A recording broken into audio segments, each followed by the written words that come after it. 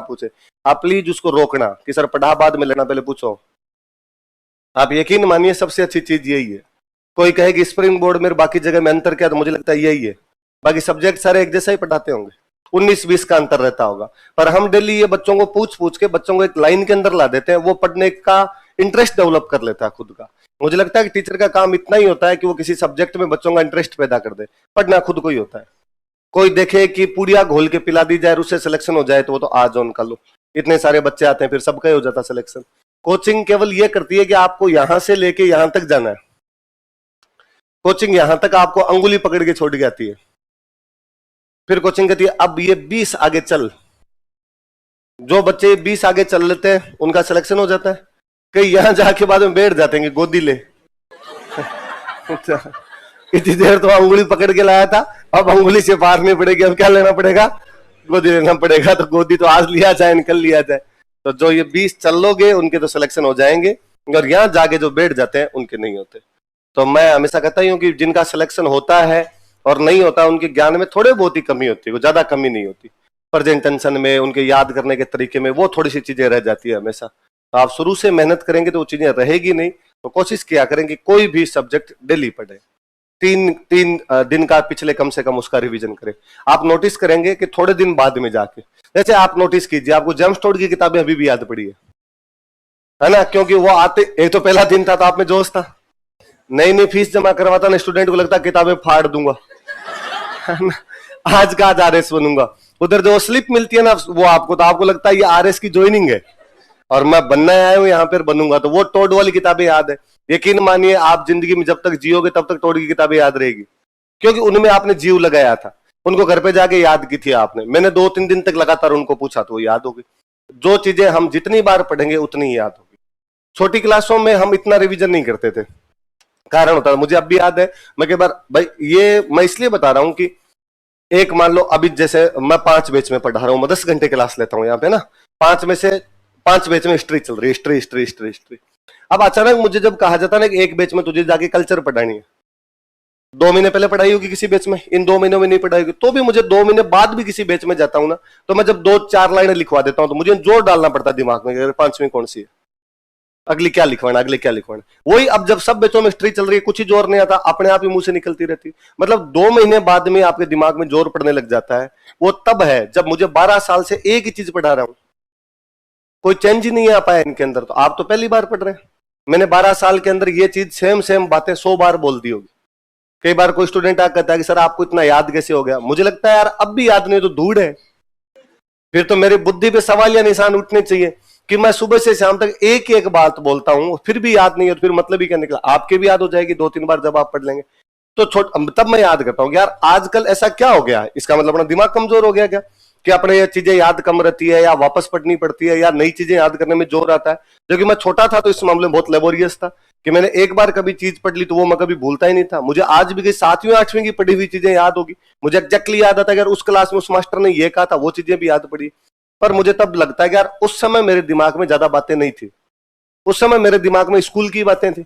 मैं स्कूल गया, टीचर ने पढ़ाया, एग्जैक्टली वो बात मेरे दिमाग के अंदर गई, मैंने याद कर ली, उसके बाद अगले 2 महीने याद रहती।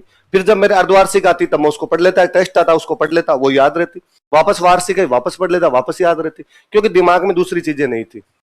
अब ज्यादातर मामला तो अपना खराब किया इस मोबाइल ने, ये अपने दिमाग में इतना कचरा भर चुका कि हार्ड डिस्क फुल है। और आप मानिए दिमाग में कोई ना कोई तो ऐसा है जो फुल होता है कि नई चीज ले जाने के लिए पहले वाले कचरे को आपको डिलीट मारना पड़ता है उसको। इसलिए हो सके जितना हो सके मोबाइल को साइड में रखें। इस कोचिंग वाले पीरियड में 1.5 साल जब तक आप पढ़ रहे हैं तब तक इसको बंद रखा जाए, चालू ही नहीं किया जाए, कोई फर्क नहीं पड़ेगा। कई बार मैं स्टूडेंट को कहता हूँ कि फोन बंद रखा करो यार, शाम को घंटे 1.5 घंटे ऑन कर लिया। घर वालों का कहा है कि भाई यदि आपको कोई काम हो तो फोन कर लेना। वो भी स्टूडेंट मुझे कहता है कि सर घर पे कोई काम हो गया तो, मैं कहता हूं फोन बंद कर दो, तो कहता है सर घर वालों को कोई काम हो गया तो मैं किसको काम पड़ रहा है, तो तुम्हारे किसको काम पड़ जाएगा।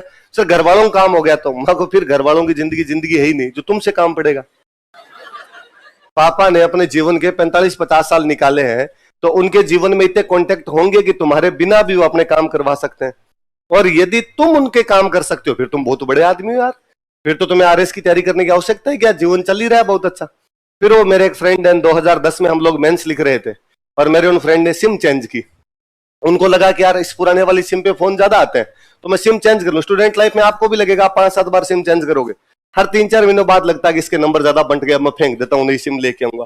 तो नई सिम लेके आ गए। नई सिम लाके उन्होंने पापा को फोन किया, पापा रिटायर्ड फौजी, फोन किया कि पापा वो मैंने सिम चेंज कर ली और यदि आपको कोई काम हो तो मेरे को इस सिम पे फोन कर देना। पापा ने कहा रिपीट करना है लास्ट वाली लाइन कि वो सिम चेंज है, आपको कोई काम हो तो। पापा ने कहा मेरे को तेरे से जिंदगी में काम नहीं पड़ेगा, लिख ले, मैं कभी तेरे को फोन ही नहीं करूंगा, तेरे को काम पड़ेगा 1 तारीख को पैसे के लिए, किसी भी फोन से फोन कर देना, मैं तेरे को रुपए भेज दूंगा, बाकी तू लिख ले, मैं तेरे को जिंदगी में फोन नहीं करूंगा। और तूने ये सोचा भी कैसे कि मेरे को तेरे से काम पड़ेगा, मतलब तेरी इतनी औकात है कि मैं तेरे को फोन करूंगा कि प्लीज काम करवा दो मेरा। तो मेरे दोस्त ने मुझे फोन किया कि यार आज ढंग की बेइज्जती भी है मेरी, तो मैं कहा यार बात तो सही है। तो वो बात हम सब पर लागू होती है कि अपने घर वालों को अपने से कोई भी काम नहीं पड़ेगा, तो आप जितना इसको बंद रखेंगे उतना ठीक रहेंगे।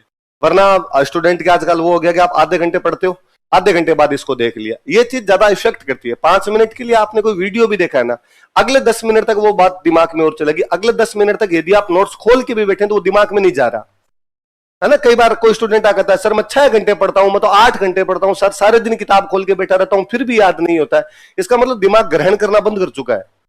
भाई आप खोल के बैठे हो तो उसका आउटपुट भी तो आना चाहिए ना, वरना आप 2-3 दिन बंद रख के देखिए, 2-3 दिन मोबाइल बंद रखिए, 2-3 दिन हो सके तो दोस्तों से कम मिलिए जुलिए, आप आइए यहाँ पे कोचिंग, सीधे सीधे घर पे जाइए और हाथों हाथ पढ़ना शुरू कीजिए, या पूरे दिन पढ़िए अपने, आप देखेंगे कि थोड़े दिन में आपकी चीजें ज्यादा दिमाग में जा रही है। और कोशिश कीजिए, जैसे बैच चलता 3 से 7 बजे बैच छूट गया, आप 7 बजे यहां से निकले, कोशिश कीजिए फटाफट घर जाए, इधर उधर ना रुके, चाय की थड़ियों वाली जिंदगी छोड़िए अब अपनी, आप फटाफट घर चले जाए। आप जब भी पहुंचे, आप 7:30 पहुंचे, आप 45 पे पहुंचे, आप 8 बजे पहुंचे, आप एक बार कोशिश कीजिए कि आज जो पढ़ाया था ये हाथों हाथ पढ़ ले जाके, अभी पढ़ लें जाके इसको, कि खाना वाना बाद में खा लेंगे अपने। एक बार 8 बजे पहुंचे, भले एक रीडिंग लगाई जाए इसकी पर घंटे भर में, आज जो पढ़ाया था उसकी रीडिंग लगा ली जाए। आप 2-3 दिन ये प्रयोग करके देखें। एक काम ये करें कि आज आप 7:30 पहुंचे, 7:30 जाते ही आपको राजस्थान जीके वाले जो मैंने 3-4 पेज लिखवाए होंगे वो जाके पढ़ लें। नोटिस करें कि कितना टाइम लगा आपको इनको याद करने में। याद कीजिए आप कोई बात, आप देखेंगे कि आप घंटे भर में याद कर देंगे। 2 घंटे की चीज घंटे भर में आपकी याद हो जाएगी। अगले दिन आप छोड़ दीजिए इसको, जाते याद मत कीजिए।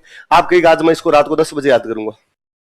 आप नोटिस करेंगे कि चूंकि आपने 2-2.5 घंटे का टाइम लेके इनको याद किया, तो इनको याद करने में 1 घंटे की जगह 1.5 लग रहा है। आप नाइट में छोड़ दीजिए, आप कहिए मैं कल सुबह याद कर लूंगा उठ के इनको, वो टाइम बढ़ेगा, 2 घंटे लगेगा। आप कहिए कि आज मैं याद करूंगा नहीं, कल वाला और आज वाला दोनों साथ में याद कर लूंगा, आप नोटिस करेंगे वो 2.5 घंटे होगा। आप 3 दिन छोड़ दीजिए इसको और कहिए अब मैं याद करूंगा, वो 3-4 घंटे लेगा। आप एक दिन बंक मार लीजिए क्लास और फिर जो मैंने लिखवाया वो अपनी जिंदगी में याद करके दिखा देना, याद नहीं होगा ही नहीं आपके याद। और यदि याद कर भी लोगे कैसे मर पड़ गए, आप में कॉन्फिडेंस ही नहीं आ पाएगा कि मुझे याद है। वरना जो जिस क्लास में आप क्लास के अंदर बैठे और एक बार घर पे जाके पढ़ा, कॉन्फिडेंस रहेगा हमेशा उसके अंदर, आपको लगेगा कि मुझे आता।